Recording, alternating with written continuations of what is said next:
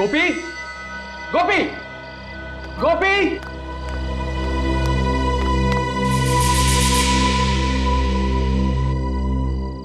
गोपी, गोपी। जी साहब। गोपी, आया साहब। कहां थे तुम? तुम्हें पता है ना कि रोज रात को खाना खाने के बाद मुझे चाय चाहिए होती। जी सर, लाया। जल्दी लेकर आ।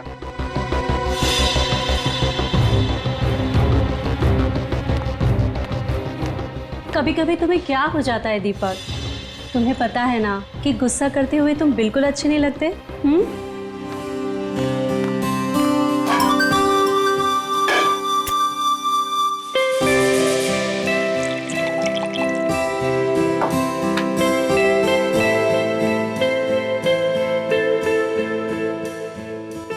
दीपक, कल सुबह इगतपुरी जाने का मेरा कोई मूड नहीं है। माँ डार्लिंग, मूड तो हम बनाने जा रहे हैं ना, तो मूड तो वहां जाकर बन ही जाएगा। क्या बात है, बड़े रोमांटिक हो रहे हो। अरे यही तो उम्र है रोमांटिक होने की। गोपी, गोपी। जी मैम साहब। गोपी, चाय के साथ थोड़ी सी बिस्किट भी ले आना। जी मैम साहब।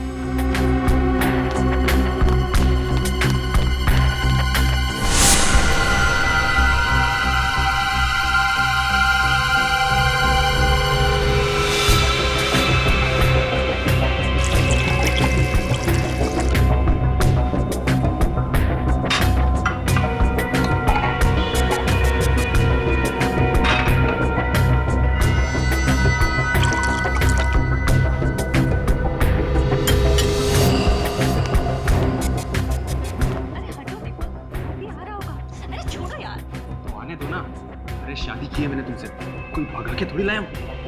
हटो हटो, छोड़ो।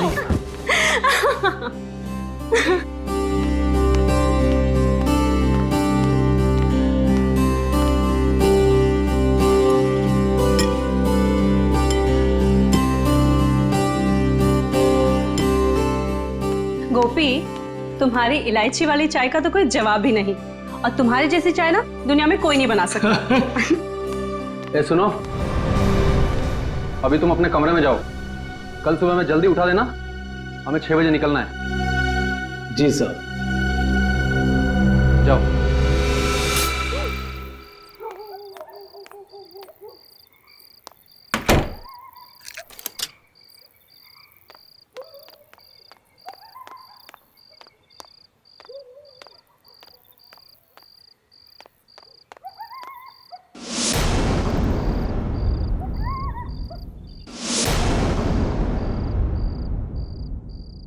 दीपक, हेमा, दीपक, दीपक, दीपक रेडी?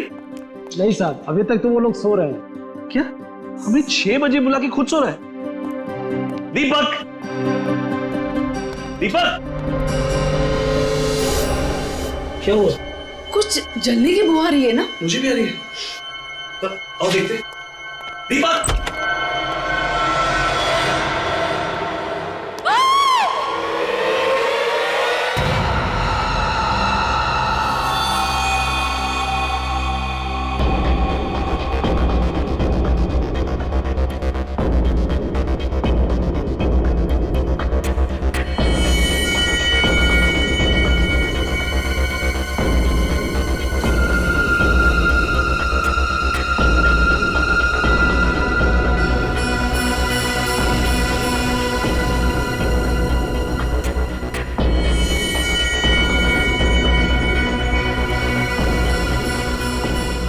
निखिल, सर।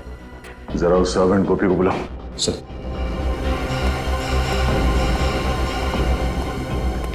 गोपी, इधर आओ।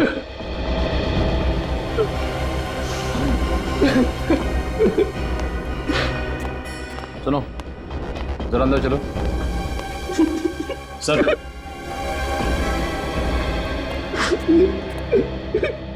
गोपी, कल रात जब यहाँ पे आग लगी तब तुम कहाँ थे? सर, अपने कमरे में सो रहा था। तुम सो रहे थे?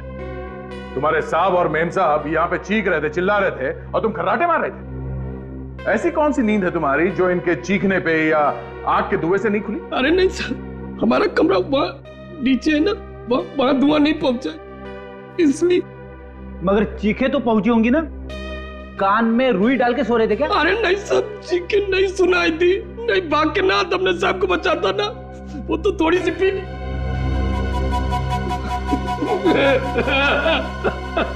शर्म आनी चाहिए तुम्हें। अगर तुम शराब के नशे में नहीं होते तो शायद तुम्हारे साहब और मेम साहब आज जिंदा होते। अच्छा, कल रात यहाँ पे और कौन कौन था? नहीं नहीं, कोई और नहीं था, हम सिर्फ 3 लोग थे यहाँ पे। आखिरी बार कब मिले तुम अपने साहब और मेम साहब को? रात के 10:30 बजे साहब और मेम साहब को चाय पीने की आदत थी ना, सोने से पहले चाय पीते थे। मैं चाय देने आया था, तभी देखा। उस वक्त उन दोनों में क्या बातें हो रही? किसी बात से परेशान थे? ना ना, बिल्कुल नहीं, वो तो आपस में मजाक कर रहे थे, जैसे शादी के नए जोड़े होते हैं वैसे ही बिल्कुल मजाक कर रहे थे। और मेम साहब ने तो मेरी तारीफ भी की थी, तुझसे चाय इलायची की चाय दुनिया में कोई नहीं बना। मुझे क्या पता था वो चाय उनकी जिंदगी की आखिरी चाय हो जाएगी।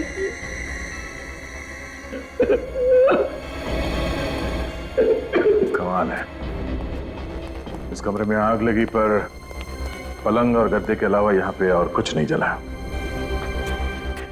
पर सर, जब दीपक और हेमा आग में जल रहे थे वो चुपचाप सोते रहे, वो चीखे क्यों नहीं, चिल्लाए क्यों नहीं, यहाँ से भागे क्यों नहीं?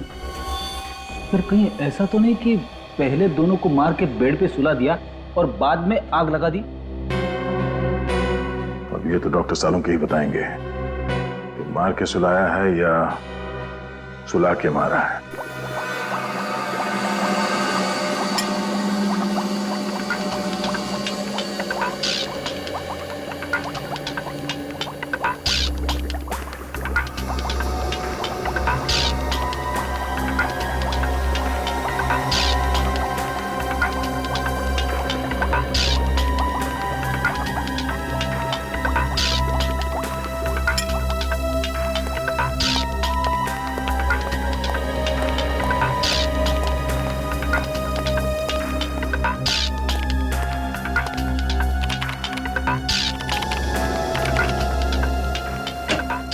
हाँ अभिजीत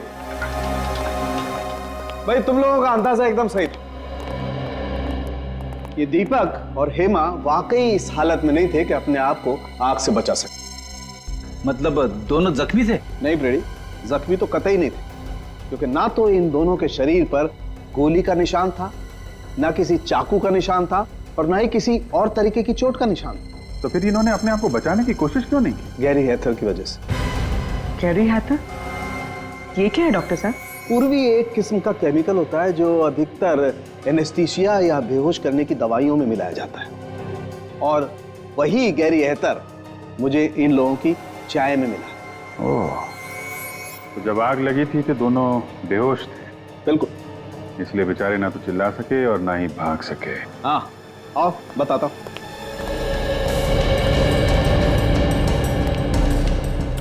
ये देखो, टेबल लैंप के इस वायर को शॉर्ट किया गया। अब जैसे ये टेबल लैंप जला होगा, ये वायर धीरे धीरे गर्म होना शुरू हुआ और इतना गर्म हो गया होगा कि इसमें स्पार्क हुआ होगा, और उस स्पार्क की वजह से आग लग गई होगी। ओह, तो आग इससे लगी है? ये तो तुम लोग पता करो। आग कैसे भी लगी हो डॉक्टर साहब, लेकिन ये तो पक्का है कि दोनों का खून हुआ है। एक मर्डर है। खूनी को मालूम था कि दोनों रात में सोने से पहले चाय पीते हैं, इसलिए चाय में उसने बेहोशी की दवा मिला दी और दोनों को बेहोश कर दिया। कुछ देर के बाद शॉर्ट सर्किट हुआ और आग लग गई। सर, घर का नौकर गोपी कह रहा था कि रात को 10:30 बजे चाय देने के बाद वो अपने कमरे में सोने चला गया था। रात को मेन गेट उसी ने बंद किया और फिर सुबह उसी ने खोला। सर, तो कहीं ये सब गोपी ने तो नहीं किया? हो सकता है। मुझे लग रहा है कि ये काम अकेले गोपी के बस का नहीं है, कोई और भी है जो इसके साथ मिला हुआ है। पहले एक काम करते हैं, दीपक और हेमा, इनकी पूरी डिटेल्स निकालते हैं, इनकी पूरी हिस्ट्री। जी हाँ, वो सारी डिटेल्स मुझे जल्दी से जल्दी चाहिए। Thank you sir. ये रही दीपक की जन्म कुंडली। Very good. पिछले 6 महीनों में उस पर 2 बार हमला हो चुका है, पर किस्मत से वो दोनों बार बच निकला। और दोनों बार जब इस पे हमला हुआ तो ये मीटिंग के लिए अकेला जा रहा था। सर अगर ये कोई बिजनेस से रिलेटेड दुश्मनी होती फिर तो उसे दीपक के पार्टनर मनीष को भी अपना निशाना बनाना चाहिए। सिर्फ दीपक ही क्यों? वही तो हैरानी की बात है सर, ये दीपक और मनीष हमेशा साथ साथ जाते थे मीटिंग करने के लिए, पर जिन 2 दिनों में दीपक पे हमला हुआ 7 मार्च और 14 मई को, तब मनीष उसके साथ नहीं था। मनीष कैसे साथ होता? दीपक की मौत से सबसे ज्यादा फायदा होगा मनीष को, और दीपक के घर बिना रोक टोक कौन आ जा सकता है? मनीष। दीपक सोने से पहले चाय पीता था, यह बात किसको मालूम होगी? गोपी और मनीष को। सर दीपक मेरा बिजनेस पार्टनर ही नहीं बल्कि मेरा दोस्त था। दोस्त नहीं बल्कि मेरे भाई जैसा था। अगर दीपक तुम्हें इतना ही प्यारा था तो उसका खून क्यों करवाया तुमने? क्या कह रहे हैं आप? मैं दीपक को क्यों मरवाऊंगा? 7 मार्च और 14 मई को जब दीपक मीटिंग्स के लिए जा रहा था तब उस पे जानलेवा हमले हुए थे या नहीं? जी हुए थे। और दीपक के साथ तुम हर मीटिंग में जाया करते थे। जी। तो फिर इन 2 मीटिंग्स में तुम दीपक के साथ क्यों नहीं गए? शायद मेरी किस्मत अच्छी रही। तुम्हारी किस्मत अच्छी नहीं बल्कि ये दोनों हमले तुम्ही ने करवाए। लेकिन सर मैं ऐसा क्यों करवाऊंगा? क्योंकि दीपक के मरने से सबसे ज्यादा फायदा तुम्हें होने वाला। ये सारा बिजनेस तुम्हें मिल जा, तुम इसके अकेले मालिक बन जाते। वो तो दीपक नहीं मरता तब भी मैं मालिक बन जाता। क्या मतलब? ये दीपक इस बिजनेस से परेशान हो चुका था और उसने ये बिजनेस छोड़ने का फैसला कर लिया था। क्यों? आइए मेरे साथ।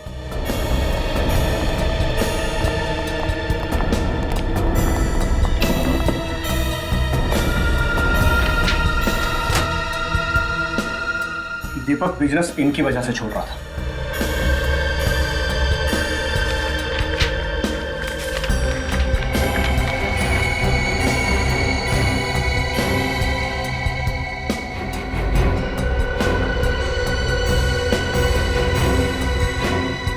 ये तो धमकी भरी चिट्ठियां है। ये चिट्ठियां कौन भेजता था? पता नहीं सर, है कोई गुंडा जो हर महीने हमसे 5 लाख रुपए मांगता था और कहता था अगर पैसे नहीं दोगे तो 5 लाख टुकड़े कर दूंगा। तुमने पुलिस में रिपोर्ट नहीं लिखवाई? नहीं सर, दीपक इन चीजों की परवाह नहीं करता था और वो इस दादागिरी के सख्त खिलाफ था और मुझे भी वो पैसे देने से मना करता था। ये चिट्ठियां आती कैसे थी? कभी गाड़ी के कांच पर लगी हुई मिलती थी तो कभी ऑफिस के दरवाजे के नीचे मिलती थी। अरे साहब आप लोग ये क्या कह रहे हैं? साहब की चाय में बेहोशी की दवा क्यों मिलाऊंगा आखिर में? ताकि दीपक और हेमा सोते रहे, कमरे में लगी आग से वो खुद को बचा ना पाए। इतनी घिनौनी हरकत तुम सपने में भी नहीं कर सकते। और साहब के साथ नमक हरामी करने से पहले हम अपनी जान न दे देते। समझ क्या रखे आप लोग? देख, ये सब बातें किताबों में अच्छी लगती हैं और सच तो ये है थोड़े से पैसे के चक्कर में तेरा ईमान टकमका गया। तूने अपने साहब और मेन साहब की जान ले ली, समझा? अरे झूठे साहब, ये झूठे। किसने दिए थे तुम्हें पैसे ये सब करने के लिए? बताओ। किसी ने नहीं दिए सब। तो फिर तुमने चाय में वो नशे की दवाई क्यों मिलाई? हाँ, लैम्प के साथ छेड़खानी क्यों की तुमने? बोलो, शॉर्ट सर्किट क्यों किया? उस लैम्प को मैं क्या छूऊंगा? मैं कैसे छेड़खानी कर सकता हूँ उसको? मुझे तो वो बाथरूम का जो पानी गर्म करने वाला होता वो भी चलाना नहीं आता, तो इसको क्या छूऊंगा सर? इस घर में सिर्फ 3 लोग रहते, दीपक, हेमा और तुम, जिनमें से 2 मर चुके हैं, तो बचे सिर्फ तुम। नहीं, कल एक आदमी और आया था, उसने लैब के साथ छेड़खानी की होगी, उसने छुआ होगा। कौन आया था? वो बिजली वाली दुकान में जो होता है ना, क्या कहते हैं? इलेक्ट्रिशियन वाला। हाँ, इलेक्ट्रिशियन। कितने बजे आया था? 7, 7:30 बजे। किस लिए आया था? वो बोला था कि हाँ, साहब के कमरे का एसी ठीक करना। अच्छा, तुमने बुलाया था उसे? नहीं, मैंने नहीं बुलाया था। तो फिर किसने बुलाया? साहब ने बुलाया होगा। तुमने उसे यहाँ से बाहर जाते हुए देखा? नहीं साहब, वो उस समय तुम्हें किचन में था, कब चला गया पता ही नहीं चला। इसका मतलब सर वो इसी घर में कहीं छुपा हुआ था। हाँ, और उसी ने मौका मिलते है चाय में नशीली दवाई मिलाई और स्लैम का शॉर्ट सर्किट कर दिया। मिल गया। 59 गीता मार्ग, बलवंत नगर। हाँ सर, इस एड्रेस पर कल हमारा इलेक्ट्रिशियन भोपाल गया था सर। गोपाल को बुलाओ। मगर आज तो काम पर आया नहीं सर। तो फोन करके जल्दी बुलाओ उसे, जरूरी बात करनी है। सर मैं सुबह से कई बार ट्राई कर चुका हूँ, लेकिन उसका फोन स्विच ऑफ आ रहा है। लगता है उस बेचारे की तबीयत ठीक नहीं। बेचारा? कोई बेचारा बेचारा नहीं है वो। दो फोन किया उसने। क्या खून? सर मैंने तो उसे 3 दिन पहले काम पर रखा था सर। इस चक्कर में मैं तो नहीं फंस जाऊंगा ना? उम्मीद करो कि ये गोपाल जल्दी मिल जाए, वरना फंस भी सकते हो। तुम्हारे पास उसकी कोई फोटो वोटो है? वाह, बिना फोटो या बिना आई कार्ड के तुमने किसी को भी ऐसे ही काम पे रख लिया? नहीं सर, मैंने तो आईडी कार्ड मांगा था। उसने कहा कि गांव में भूल गया हूँ, अगले हफ्ते उसका भाई आया तो लेके आएगा। उसका चेहरा तो याद है ना तुम्हें? हाँ सर, बहुत अच्छी तरह। उसका स्केच बनवाओ हमारे लिए। पता तो चलिए गोपाल कहाँ कहाँ शॉर्ट सर्किट करता फिरता है।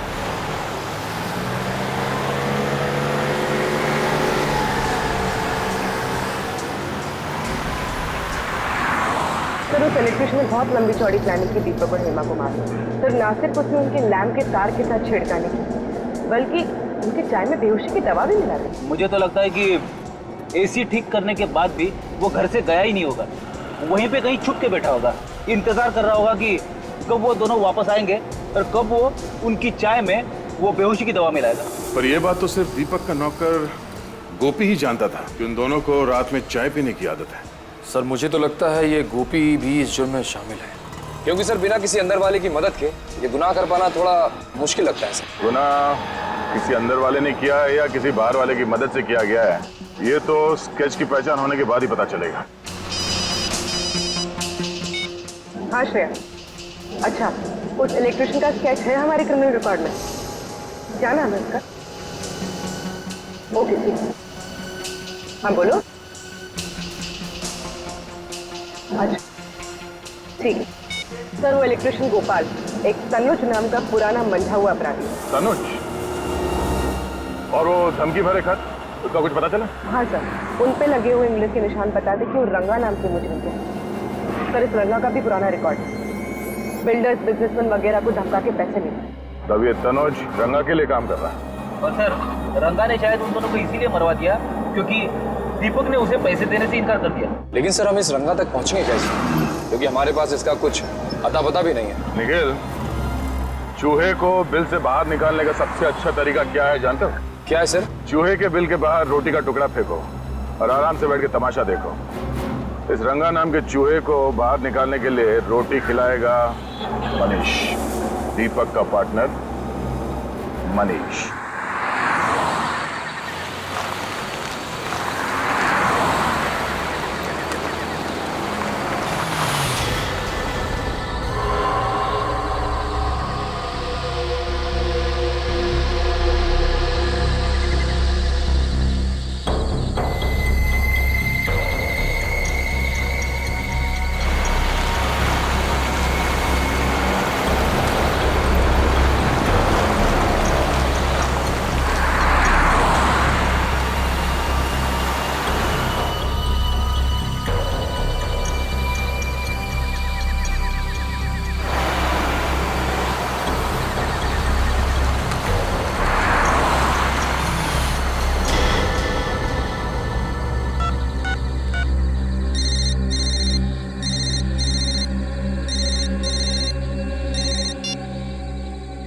शाबाश, अच्छा हुआ जो तू खुद ब खुद आया।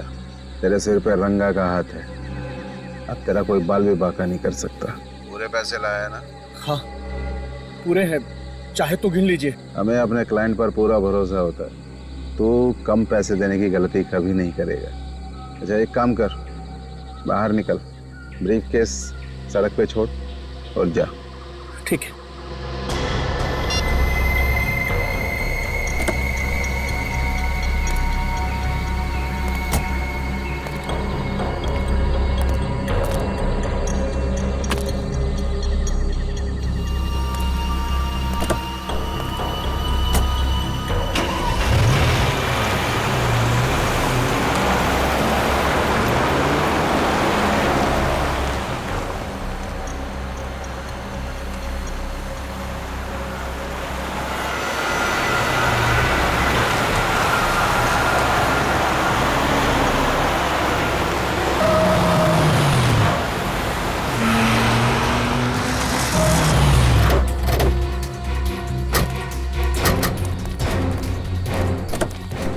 निकल।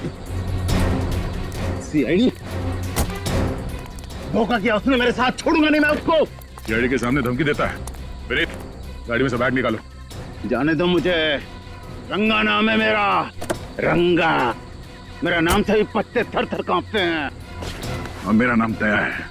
मेरा नाम सुन के मुजरिम सूखे पत्ते बन जाते हैं। साहब मुझे माफ कर दो साहब। साहब अब शेर है, मैं चूहा हूँ साहब। मेरा आपका मुकाबला है साहब। दीपक को क्यों मारा? दीपक को मैंने नहीं मारा साहब। मैं दीपक को क्यों मारूंगा साहब? क्योंकि उसने तुम्हें पैसे देने से इनकार कर दिया था। उसके मरने के बाद भी मुझे पैसा कहाँ मिला? साहब मैं तो छोटा मोटा गुंडा हूँ, तो छोटी मोटी धमकी देता हूँ, पैसे ऐंठता हूँ साहब। खून करने की तो मैं सोच भी नहीं सकता साहब। झूठ मत बोल। तू जानता था कि दीपक को मारने से बाकी बिजनेस वालों के दिलों में तुम्हारे नाम का डर बैठ जाएगा, इसलिए तुमने अपने साथी तनुज को वहां भेजा इलेक्ट्रिशियन बना के। सोच समझ के लंबी चौड़ी प्लानिंग की थी तुमने खून करने की। क्यों? मगर साहब तनुज अब मेरे साथ काम नहीं करता। एक महीना हो गया उसे मेरी गैंग छोड़े हुए। तो फिर ये तनुज किसके साथ काम करता है? मुझे नहीं पता साहब। हाँ वो कह रहा था कि वो अपनी खुद की गैंग बनाएगा साहब। कहीं दीपक की मौत के पीछे इस तनुज की गैंग का हाथ तो नहीं है?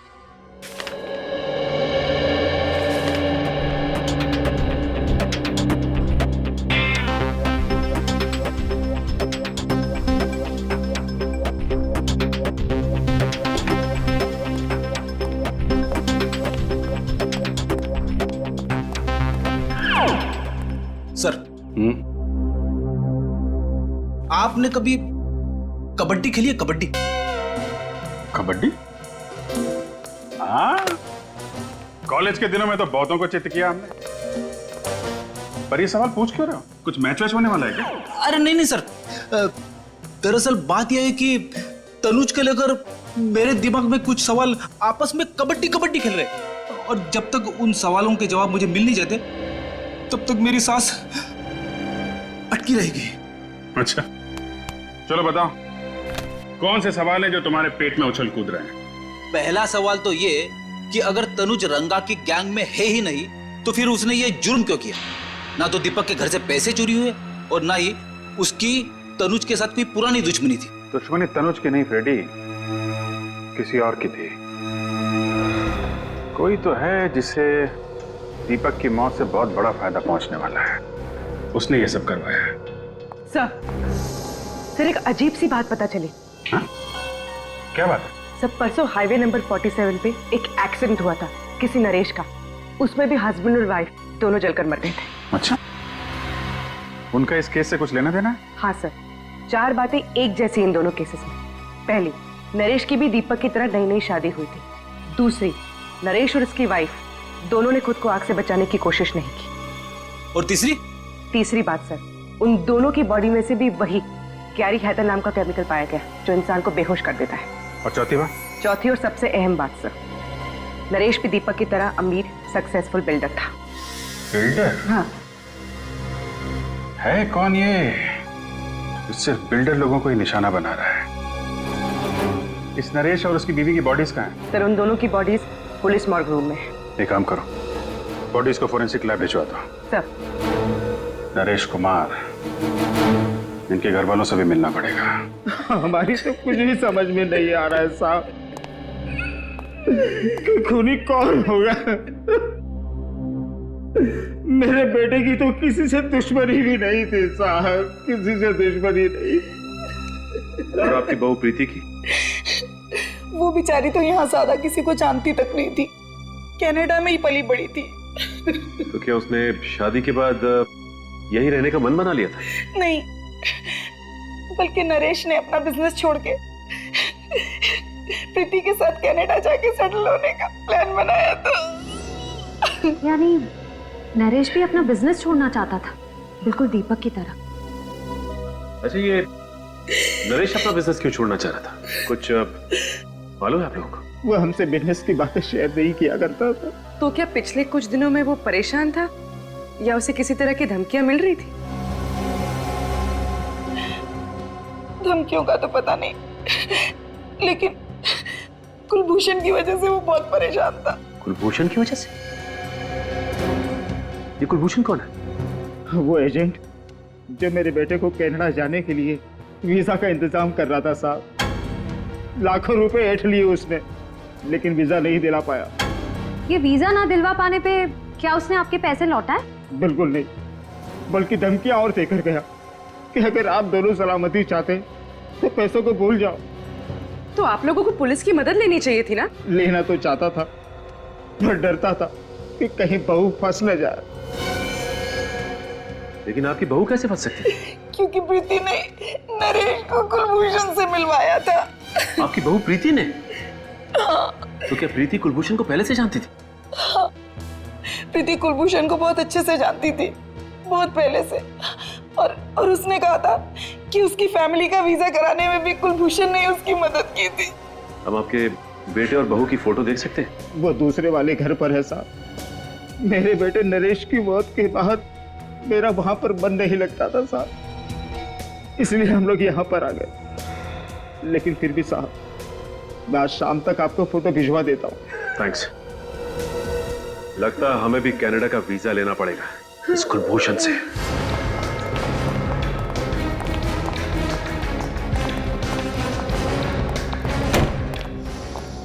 संभाल के भाई। भाई साहब, यहाँ का मालिक कौन है?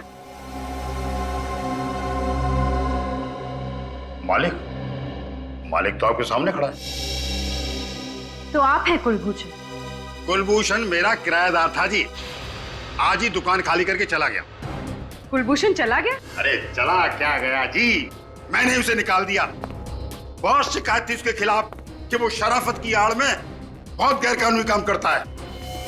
भाई साहब, ठीक तरह से निकालिए, कभी भी आ जाएगा, कहेगा मेरा फोटो खराब कर दिया। भाई साहब, ये बताइए कि आपके पास उसकी फोटो तो होगी ना? फोटो तो मेरे पास है, और मैं आपको क्यों दिखाऊं? क्यों? देखिए, हम लोग सीआईडी से, और हमें शक है कि कुलभूषण का हाथ दीपक नाम के बिल्डर के खून में भी। वो दीपक कुमार जो 2 दिन पहले अपने घर में जलकर मर गया था? जी हाँ, हम उसी की बात कर रहे हैं। एक मिनट। ये वो एग्रीमेंट है जिससे दुकान को मैंने किराए पर दिया था। मैं उससे सिग्नेचर करवाने लाया था, उसका फोटो इसमें है, देखिए।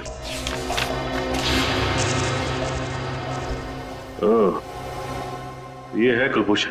सर, लगता है ये दीपक भी इस कुलभूषण के चंगुल में फंस गया था, विदेश जाने के लालच में। अब दीपक के परिवार वाले ही बताएंगे इस कुलभूषण का इतिहास। आप ठीक कह रहे सर, कुलभूषण ही वो एजेंट था जो दीपक को वीजा देने वाला था। मतलब वीजा दिया नहीं दिया, पैसे भी पूरे ले लिए। जब भी हम लोग फोन करते यही कहता, आज दूंगा, कल दूंगा, यही कह के हमें बेवकूफ बनाता रहा।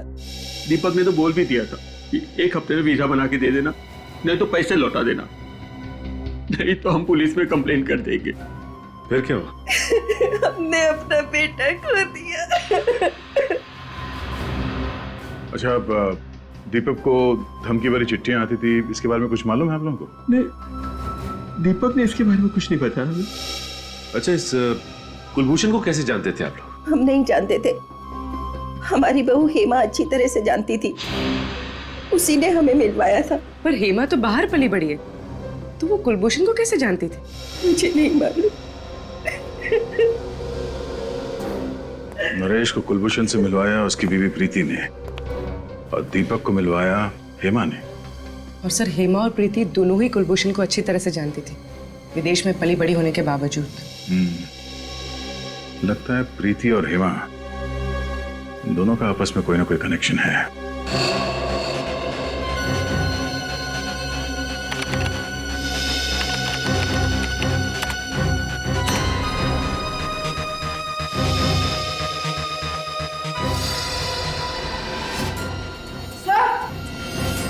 हाँ बोलो। सर, ये कुलभूषण नहीं है, इसका असली नाम रणदीप है। रणदीप? ओह, ये तो पुराना पापी है। इतने सारे केसेस है इसके ऊपर 420 के। हाँ सर, ज्यादातर घपले इसने लोगों को विदेश ले जाने का झांसा देकर किए हैं। अमेरिका, इंग्लैंड, कनाडा, ऑस्ट्रेलिया का परमानेंट वीजा दिलवाने का झूठा वादा करके ये लोगों से लाखों रुपए ऐंठता था। और इसके आखिरी 2 शिकार थे दीपक और नरेश। मगर सर, इस रणदीप ने तो कई सारे लोगों को चुना लगाया होगा, तो फिर इसने दीपक और नरेश की जान क्यों ली? शायद उन दोनों को रणदीप की असलियत के बारे में पता चल गया होगा, इसलिए रणदीप ने तनुज की मदद से दोनों को रास्ते से हटा दिया। सर इसमें यह भी लिखा है कि ये रणदीप शादियां भी करवाता था, अमीर परिवारों के लड़कों के लिए एनआरआई बहुएं भी लाता था। अच्छा, एनआरआई शादियां, ये इस रणदीप की एक और तरकीब होगी लोगों को फंसाने की। सर, लगता है ये रणदीप उन्हीं लोगों को अपने जाल में फंसाता होगा जिन्हें या तो विदेश जाने का चस्का है या फिर विदेश में रहने वाले भारतीय लोगों से शादी करने का। हम मगर हेमा इस रणदीप की इतनी तारीफ क्यों कर रही थी? दीपक के माता पिता ने बताया था ना कि कुलभूषण हेमा को काफी सालों से जानता था। पर सर दीपक के माता पिता तो ये भी कह रहे थे कि हेमा ऑस्ट्रेलिया में पली बड़ी है, फिर इसका इंडिया में रहने वाले 420 रणदीप से पाला कैसे पड़ गया? और नरेश के माता पिता भी कह रहे थे कि उनकी बहू प्रीति काफी सालों से कुलभूषण को जानती थी। सर, इस रणदीप ने पहले हेमा और प्रीति को अपने जाल में फंसाया और फिर उनके जरिए दीपक और नरेश को अपना शिकार बनाया।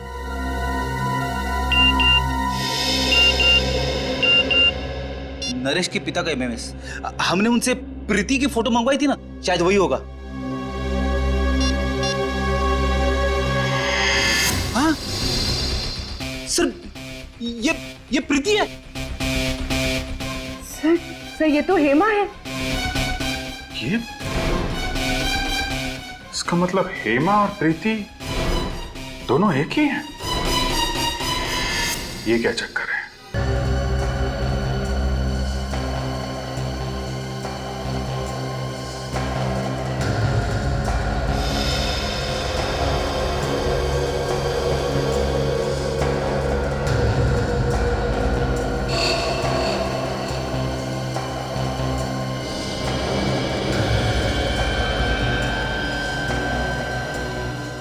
अब फोटो के अंदर घुस ही जाओगे क्या सालू के साथ? इतनी बारीकी से क्या देख रहे हो? हेमा की आंखें। नहीं तो क्या मिला कुछ आंखों में आपको? ढूंढ रहा हूं अभिजीत। मैं ये पता करने की कोशिश कर रहा हूं कि हेमा को हेड्रोक्रोमिक इरिडोसाइसिलिया नाम की बीमारी थी या नहीं।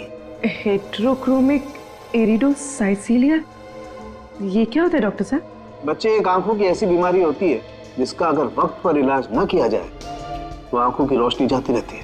अरे बाप रे, ये तो बड़ी खतरनाक बीमारी है। मतलब हेमा और प्रीति को ये बीमारी थी? अभिजीत, इन दोनों लाशों के ब्लड में तो मुझे इस बीमारी के लक्षण दिखाई दिए, लेकिन इस हेमा की आंखों में मुझे इस बीमारी का जरा भी कोई लक्षण दिखाई नहीं दिया। इसका मतलब इन दोनों लाशों में हेमा नहीं है ना। हेमा की जगह किसी और को लाके जला दिया गया है। सर, अगर हेमा जिंदा है तो फिर वो गई कहां? और अगर ये लाश हेमा की नहीं है तो फिर है किसकी? सभी अस्पतालों से उन मरीजों की लिस्ट निकालो जिन्हें ये आंख वाली बीमारी थी, फिर देखते हैं उनमें से कौन कौन गायब है। पर आप लोगों को इस हेट्रोक्रोमिक इरिडोसाइसिलिया के मरीजों की लिस्ट चाहिए क्यों? केस सॉल्व करने के लिए। हम लोग सीआईडी से। ओह, एक मिनट। बहुत रेयर बीमारी है ये सर, बहुत कम लोगों को होती है। ये है उन मरीजों के नाम। तो कम से कम 50 नाम है। श्रेया, काम करो, मिसिंग पर्संस ब्यूरो की लिस्ट निकालो और देखो इन मरीजों में कोई है क्या।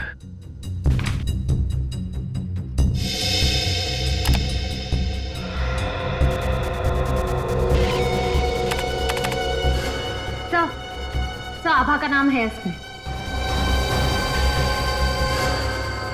सर, गौरी का भी है। एक की उम्र 24 साल और दूसरे की 26। ये देखो, दोनों की हाइट 5 फुट 3 इंच, बिल्कुल हेमा के जितनी। और इन्हें दूर से देखकर कोई कह ही नहीं सकता कि ये हेमा नहीं है। सर मतलब हेमा की जगह इन दोनों की लाश रखी गई। लाश? जी हाँ, लाश।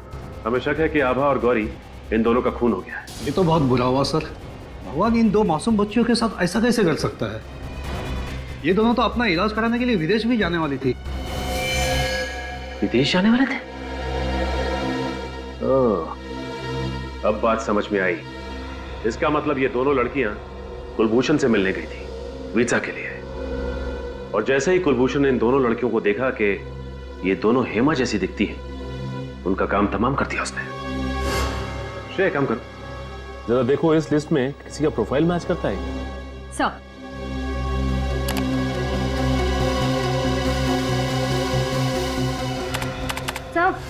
सर है, ये पूनम इसकी प्रोफाइल हेमा के प्रोफाइल से मैच करती है। तो इसका मतलब पूनम की जान भी खतरे में है। सर ये रहा बंगला नंबर 23। सर पूनम यहीं रहती है।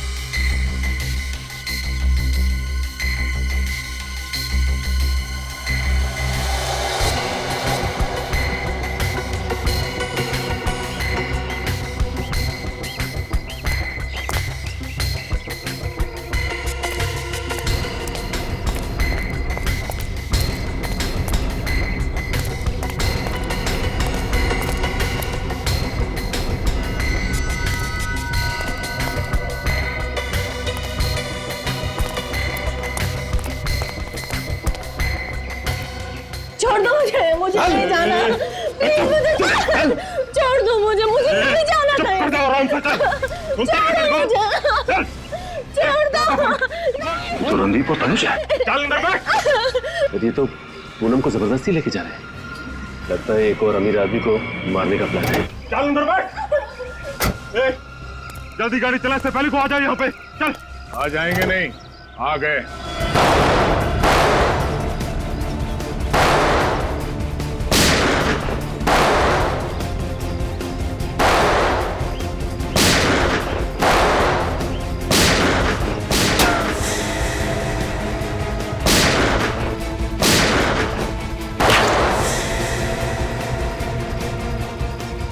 विनीत, कवर करो मुझे। Yes sir.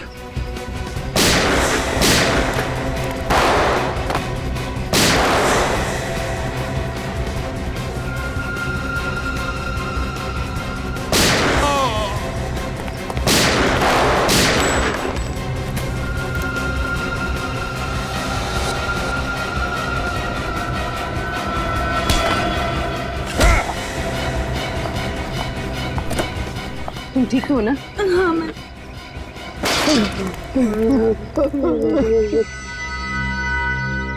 मेरी भतीजी, वो चुन चुन कर अमीर लोगों को फंसाकर शादी करते और मैं उन्हें वीजा का लालच देकर लाखों रुपए ऐंठ लेता था। और जब तुम लोगों को महसूस हुआ कि ये मुर्गी और सोने के अंडे नहीं देगी, तो तुम लोगों ने दो खून कर दिए, एक लड़के का और उन मासूम बेचारी लड़कियों का जिन्हें आंखों की बीमारी है। हाँ?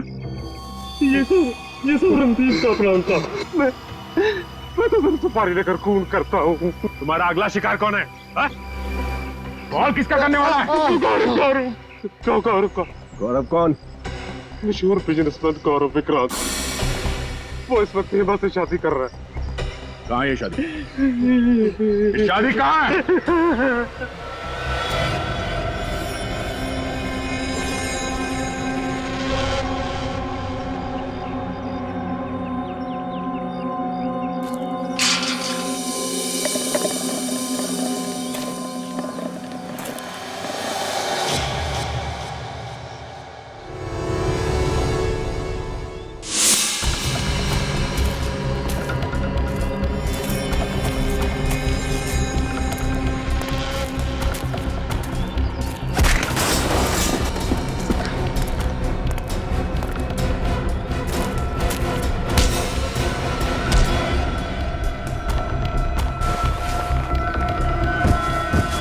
जिस पल का मुझे बहुत दिनों से इंतजार था, आज वो पल आ गया है तनिषा। तुम्हें पता है, तुमसे शादी करना मेरी जिंदगी का सबसे अहम फैसला है। गलत। गलत? सबसे सही फैसला तो ब्राजील जाने का है ना गौरव? गौरव ब्राजील जाए या ना जाए, तुम जरूर जाओगी जेल।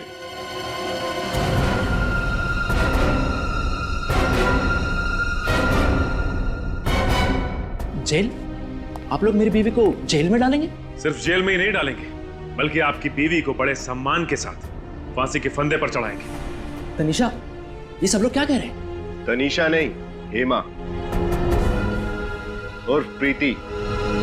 क्यों, और भी बहुत सारे नाम है ना तुम्हारे। जाने दो मुझे, hey.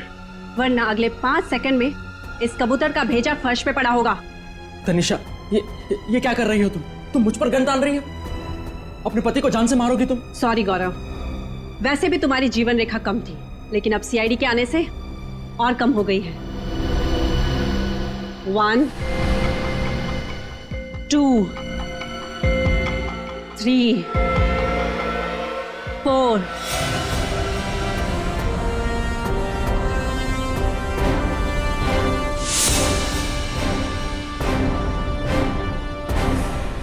जाने दो मुझे। जाने दूं?